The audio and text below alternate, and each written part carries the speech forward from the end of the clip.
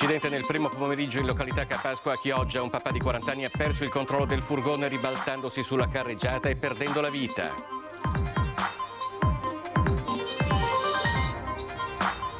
Blitz alto impatto nel quartiere Piave a Mestre, 319 persone identificate, sequestrati veicoli e droga tra hashish e cocaina, coinvolte tutte le forze dell'ordine. Per effetto della legge Cartabia, la ministra brasiliana, ospite della Biennale borseggiata a Venezia, non può denunciare il furto in quanto turista provvisoriamente in Italia. L'ira di Confturismo è come dire ai ladri: venite qui. Assemblea pubblica oggi nel quartiere Mestrino di Altobello con le voci dei consiglieri di opposizione e le accuse dirette alla giunta Brugnaro. Il coordinatore no inceneritore Fusina insieme ai giovani di Friday for Future hanno organizzato una biciclettata per sensibilizzare la popolazione e ribadire la loro contrarietà all'inceneritore. Il Venezia ha conquistato la qualificazione ai play-off del campionato di Serie B. Al termine della partita 30 ultras del Parma hanno tentato l'assalto al pullman dei tifosi veneziani, 4 fermati. Dopo il successo della diretta di Antenna 3 che domenica scorsa vi ha raccontato la festa della Donata Nazionale degli Alpini, a grande richiesta stasera alle 21:15 vi riproporremo la sfilata delle sezioni venete della Penne Nere. Buonasera e benvenuti a questa edizione del telegiornale di Venezia di Antenna 3. Incidente mortale oggi all'ora di pranzo a Chioggia. A perdere la vita un padre di 40 anni, stava rientrando a casa dal lavoro.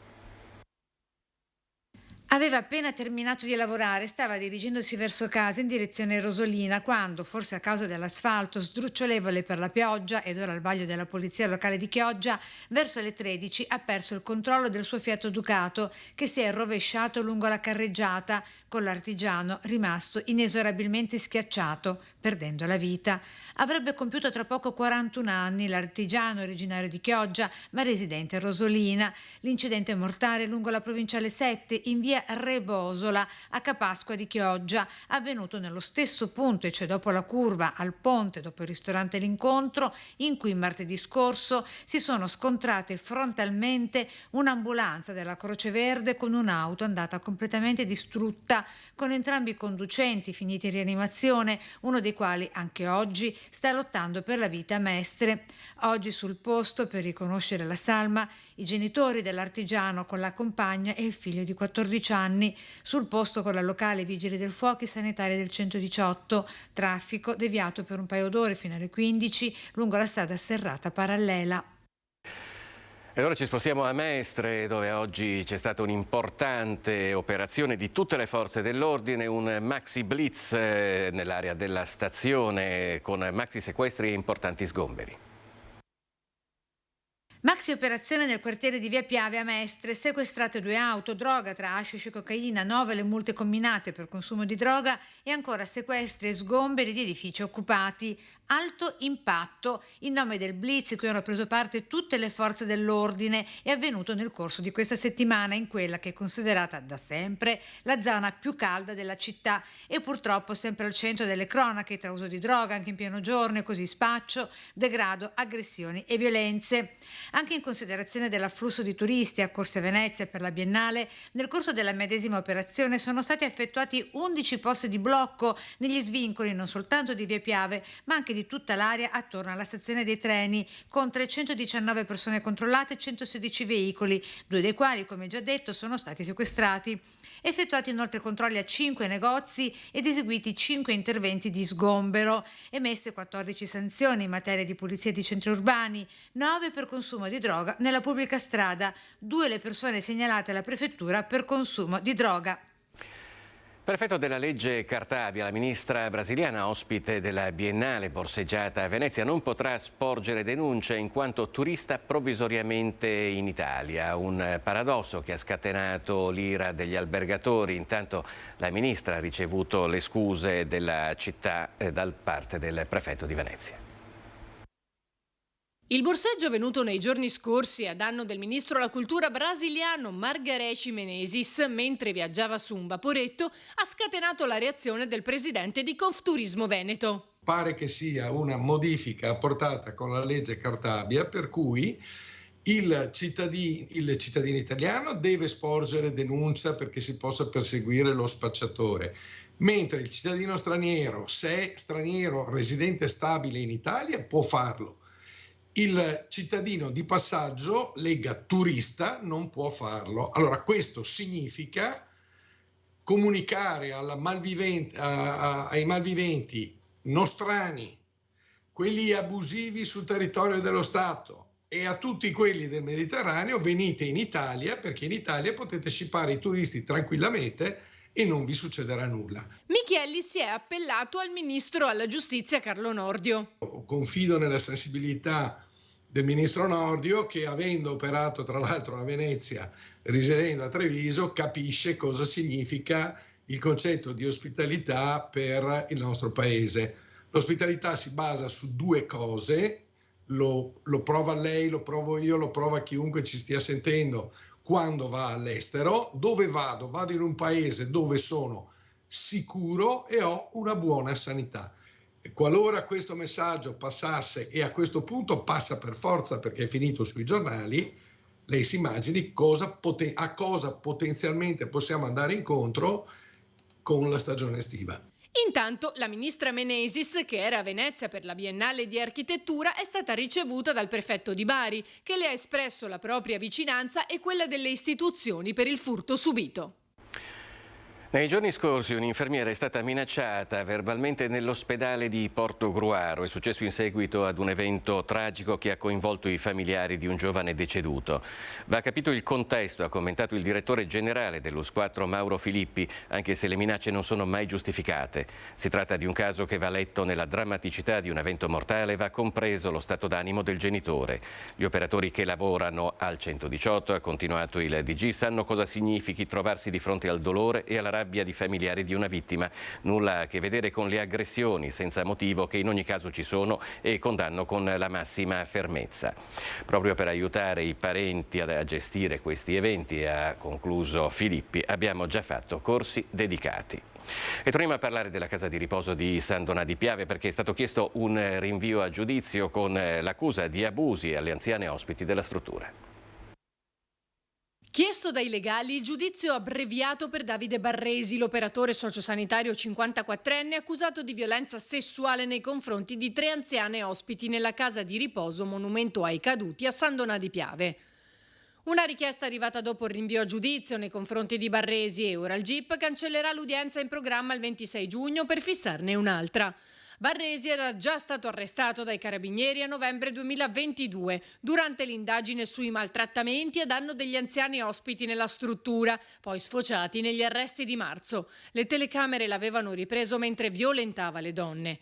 Le successive indagini hanno portato a scoprire che però aveva violentato altre 4 donne, facendo salire a 7 l'elenco. In tutto 13 episodi dal 16 al 25 novembre scorso.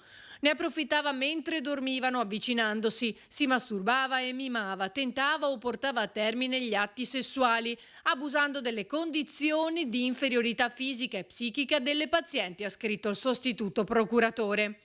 Intanto il neo sindaco teso chiede le dimissioni del consiglio di amministrazione dell'IPAB e ora si prepara ad aprire un confronto con i vertici della casa di riposo. Assemblea pubblica oggi ad Altobello, a Mestre, presenti i consiglieri comunali di opposizione che hanno espresso più di una critica alla Giunta Brugnaro. Nuovi occhi elettronici ad Altobello, Giamaccalè a Mestre. La richiesta che il consigliere comunale del PD Emanuele Rosteghin inoltrerà nel corso della prossima seduta consiliare in qualità di latore dei residenti del quartiere. Una proposta molto concreta è l'installazione di telecamere in questa zona, sia sulla nuova area che verrà deliberata la prossima settimana, sia su tutto questo piazzale. Non risolve il problema, ma sicuramente può essere un segnale di attenzione. Qui ad Altobello, area dietro l'inizio di Corso del Popolo e via Forte Marghera, ancora un'incognita la questione del trasferimento inquilini abusivi degli alloggi Ater, Nave di Mestre 1 e 2. Noi quando siamo venuti qui in commissione, dove era presente anche il presidente Nordio di Ater, ci aveva detto che appunto avrebbe avuto interlocuzioni con queste famiglie per trovare un nuovo alloggio, e oggi invece sentivo che queste famiglie non avevano avuto dei contatti, e per cui sono molto curiosa di capire come si sta muovendo Ater. La residenzialità, tema centrale infatti dell'incontro pubblico odierno. Tanti cittadini che chiedono in primis chiarimenti in merito alla questione, alla vicenda Ater, perché ancora non abbiamo novità sulla vicenda Nave. Quindi il punto sul degrado diffuso del quartiere, ovvero i circa 5.000 metri quadrati tra via Bissolati e via Corridoni, dove tra vetrine sfitte e serrande abbassate, se il commercio chiude, i cittadini si barricano in casa contro le aggressioni anche di giorno. Oggi siamo qui assieme ai cittadini in particolar modo per chiedere che questo processo riparta. Ci sono alcune cose sulle quali intervenire in maniera molto precisa e puntuale, il processo deve ripartire. Progetti arenati e fermi per i quali il Comune non ha fornito al momento alcun chiarimento. Forse altre priorità, se ci fossero stati qui stamattina l'avrebbero spiegato perché siamo in ritardo su alcuni progetti. Peraltro la cosa non riguarda solo Altobello. A Marghera hanno abbandonato il progetto Porta Sud, che era un progetto altrettanto lungimirante. Insieme ai giovani di Fridays for Future, il coordinamento No Inceneritore Fusina ha organizzato una biciclettata, un evento per sensibilizzare la popolazione e ribadire la propria contrarietà al progetto dell'inceneritore. Un territorio devastato, un territorio da decenni ormai lasciato per così dire in balia di se stesso, e io la dico anche a mo' di provocazione. Il sindaco qui l'abbiamo visto solo quando ha diffuso le mascherine durante il periodo della pandemia, non si è più vista nessuna figura istituzionale di rilievo illustrare e soprattutto informare ciò che stanno subendo i cittadini di questo territorio. Da anni si parla di riconversione ecologica, di riqualificazione ambientale eccetera, invece continuano ad essere proposti progetti che riguardano impianti estremamente pericolosi e nocivi, come quali sono gli inceneritori, classificati proprio dalla normativa come industrie insalubri di prima classe. Da malcontenta gli esponenti del coordinamento No Inceneritore Fusina hanno annunciato le iniziative di sabato prossimo, che vedranno il coinvolgimento della cittadinanza. Sarà proprio una giornata in cui gli abitanti di Malcontenta potranno esprimersi, potranno votare, e ci sarà poi nel pomeriggio tutta una serie di iniziative informative eccetera, e anche una biciclettata che di fatto sarà un corteo in bicicletta. L'appello arriva anche dai giovani di Fridays for Future. Noi siamo giovani, vorremmo riuscire a vivere in questa città, a vivere in questo territorio, non vorremmo essere costretti a migrare come già molte persone fanno, perché non riescono più a vivere nella città dove abitano, nel territorio dove nascono. Sicuramente non siamo disposti a farlo per il profitto di poche persone, per il profitto del nostro sindaco, per il profitto di Eni, per il profitto di Veritas.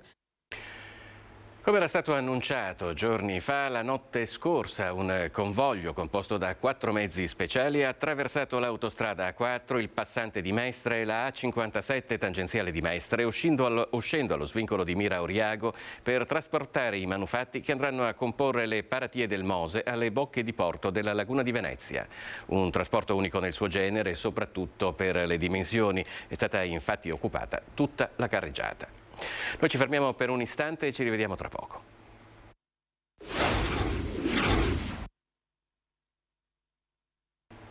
Bentornati all'edizione di Venezia del telegiornale di Antenna 3. Sono stati consegnati questa mattina a Ca' Giustiniani Leoni d'Oro della 18ª Mostra Internazionale d'Architettura della Biennale di Venezia. In questa occasione il Ministro ai Beni Culturali, Gennaro Sangiuliano, ha rilasciato un'intervista esclusiva sui progetti futuri per Venezia. Il Leone d'Oro alla carriera dell'architetto, designer e artista nigeriano Demas Noko, il premio per la migliore partecipazione nazionale è andato al Brasile con una menzione speciale alla Gran Bretagna, mentre il Leone d'Oro per i migliori partecipanti è stato conferito a Alessandro Petti e Sandri Hial. Questa mattina a Ca' Giustiniani si è svolta la cerimonia di premiazione della 18ª Mostra Internazionale di Architettura della Biennale di Venezia, il Laboratorio del Futuro, diretta da Leslie Rocco. Presente il Ministro dei Beni Culturali Gennaro Sangiuliano, che ha rilasciato un'intervista esclusiva agli emittenti del nostro gruppo. Io da giornalista e da studioso mi sono molto appassionato alla storia di Venezia, ne ho letti tantissimi libri, ritengo che sia una storia eccezionale quella della città di Venezia, una storia di grande valore universale. Venezia è una delle capitali mondiali della cultura, non solo un'eccellenza italiana, e io cerco di riservargli l'attenzione che merita. Alle premiazioni con il presidente della Biennale di Venezia Roberto Cicutto, il governatore del Veneto Zaia e il sindaco Brugnaro, anche in veste di vicepresidente della Biennale. Il mio sogno è lavorare per Venezia per renderla sostenibile, per renderla fruibile, per elevare anche la qualità dei servizi museali ai turisti. L'Africa ovviamente è un continente strategico per il futuro di tutta l'umanità, perché è il continente che demograficamente cresce di più. Per quanto concerne l'Ucraina, il mio passaggio al padiglione dell'Ucraina è stata un'ulteriore sottolineatura diciamo, dell'aggressione che questo Paese aggressione violenta che ha subito in violazione del diritto internazionale da parte della Russia di Putin. Il Venezia ha conquistato i play-off di Serie B per tentare la scalata alla promozione in A, un traguardo impensabile fino a poche settimane fa. Ininfluente la sconfitta per 2-1 subita al Tardini dagli arancio-nero-verdi e a Parma, che non ha compromesso l'ottavo posto in classifica, quota 49 punti. Sabato prossimo trasferta a Cagliari, che mette in palio la semifinale. Al termine della partita di ieri sera 30 ultras del Parma hanno tentato con fumogeni e petardi l'assalto al pullman dei tifosi veneziani, 4 i fermati da parte delle forze dell'ordine. Si chiama May Day ed è quando la festa al parco nasce dai banchi del liceo come progetto scolastico, un'iniziativa sposata dal Comune di Venezia che si terrà sabato 27 maggio dalle 17 al Piraghetto a Mestre. May Day, ovvero Giorno di Maggio, il nome della festa studentesca aperta a tutti al Parco Piraghetto a Mestre sabato 27. Sarà una festa davvero speciale, organizzata dai ragazzi per i ragazzi. A idearla e progettarla gli studenti del liceo Bruno Franchetti della città, bandendo gli spazi al chiuso e optando per un ritrovo in mezzo alla natura. Il senso di questa iniziativa sarà quello di ritornare a far vivere a tutti i giovani tutte le parti della città senza nessun problema, in modo da avere una completa libertà. Get Up, che tradotto dall'inglese significa alzati, il nome del progetto finanziato dal Ministero e promosso da Cafarsetti. Ci sarà anche la possibilità di giocare con i giochi da tavolo di una volta, tipo il Subbuteo, e poi ci sarà anche tutta la partecipazione dell'associazionismo locale. Sostanzialmente nasce da una esigenza che i giovani hanno riscontrato in quest'area di creare delle opportunità proprio per i giovani. Progetto realizzato anche grazie all'educatrice nella veste di facilitatrice, ovvero figure di aiuto per gli studenti verso un'autonomia di idee e orientamento. Quindi le classi vengono proprio accompagnate nel elaborare una progettualità che sia loro, partendo da un obiettivo individuato come obiettivo comune all'intero gruppo classe, e poi si trovano le strategie insieme per affrontare anche tutti quelli che possono essere i problemi e le difficoltà. Qual è stata l'idea che ha unito un po' tutti i ragazzi? Quella dello stare insieme. Ovviamente siete invitati e sarebbe molto bello essere in molti, anche perché sarebbe un messaggio positivo per le istituzioni, dato che i giovani si lamentano molto di non essere coinvolti all'interno della vita della città. Magari se questo evento andasse a buon fine sarebbe ottimo anche per far capire alle istituzioni quello che ci piace. Da Venezia per l'appunto per stasera è tutto, vi lascio le previsioni del tempo, arrivederci.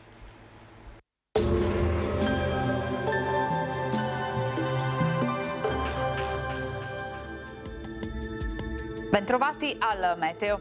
La pressione atmosferica inizia ad aumentare, tempo generalmente più asciutto. Vediamo il dettaglio di domenica 21 maggio. Sul Veneto avremo un ampio soleggiamento con addensamenti nuvolosi nelle prime ore, poi alternati a spazi di sereno, non del tutto esclusi dei veloci temporali sui rilievi. Temperature in locale aumento, minime tra 12 e 16 gradi, massime tra i 24 e i 26 gradi. Ci spostiamo ora sul Friuli Venezia e Giulia. Anche in questo caso cielo sereno, in prevalenza poco nuvoloso, con qualche temporale pomeridiano sulle zone montane. Soffierà ancora bora moderata su pianura e costa. Temperature minime sui 15-17 gradi, massime intorno ai 25-27 gradi. Infine diamo uno sguardo al Trentino Alto Adige, dove la giornata inizierà con nuvolosità variabile. Con il passare delle ore il sole sarà più presente. Temperature minime intorno ai 14 gradi, massime infine sui 26 all'incirca. Dal meteo per ora è tutto, vi auguro un buon proseguimento in nostra compagnia.